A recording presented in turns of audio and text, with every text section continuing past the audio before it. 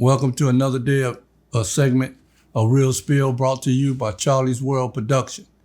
Today we're talking about the Mississippi killings.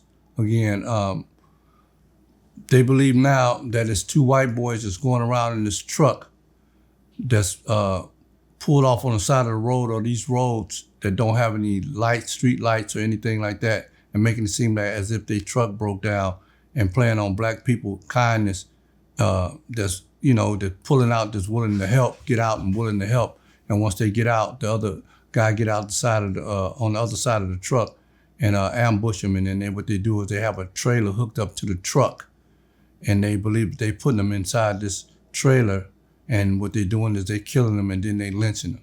So this is not actual fact, but this is what is being assumed because one brother witnessed this situation to where it was one white guy, he played like he was by himself and like his brother was trapped inside the truck, he couldn't get out or whatever the situation was. And he said, no, hell no, he wasn't getting out. And he noticed right after that, when he got ready to pull off, the other white guy got out the truck and it was both of them. And they got a trailer on the back of it.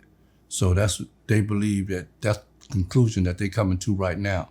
So I'm saying that the people in Mississippi, the black people in Mississippi need to come together and make them either put cameras on them roads like they got in the city, like up in here, or they need to start really, really going to war with these people because they have this forensic, it's not forensics, it's the autopsies. There's this white lady and all these murders that I think was supposed to be in 70 that took place in the last 2 years of black people being hung, she keep ruling it as a homicide. Now, through all our history, we've been getting lynched since the 30s after the Emancipation, the Proclamation. They started lynching us after that. They weren't hanging us during slavery because we were slaves. But when we considered to be free, they started lynching us in the 20s and 30s, and it's going back to that type of situation. So I think black people need to come together, not march and all that shit. They need to make the city and county or whatever, Mississippi, put lights and also cameras in these little areas that these roads, because they have a lot of roads in down south where it's just a bunch of land and trees and all that kind of stuff. So I think they need to actually put some cameras out there, or we need black people to start really taking control and start doing the same thing to them. And I'm not saying, you might have some people right now listening and saying, well, two wrongs don't make a right. Yeah, but that's what we was taught. But I tell you what, it may not make it right, but it makes it even. And we ain't gonna keep standing for our people to be getting killed. And this lady is continuing to say that it's a suicide. And we know from our history of slavery that we wouldn't hang ourselves. That's the last thing we're gonna do. If a black person wanna kill himself, he's gonna shoot himself in the head or mouth or whatever he's gonna do, or he's gonna take a bunch of drugs and overdose, or he's gonna jump off a building or anything like that, but he's not gonna lynch himself.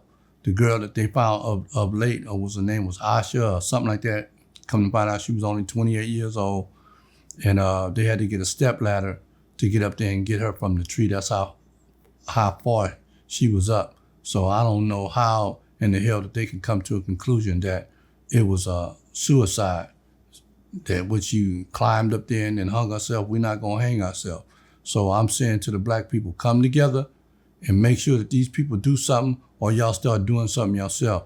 We can't stand by idly anymore and watch this type of stuff happen. We got too much going on, and we really need to start fighting back. And if we need to let them know that they hurt just and bleed just like we do.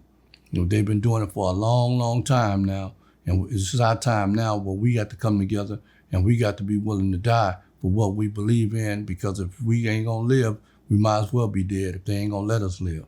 So we might as well be dead. And with that, I just don't want to hold you guys up. I want to close out, and I want to say thank you for listening, and stay tuned for next week. We're gonna have something. I'm gonna have a guest here, and we're gonna have a real good topic.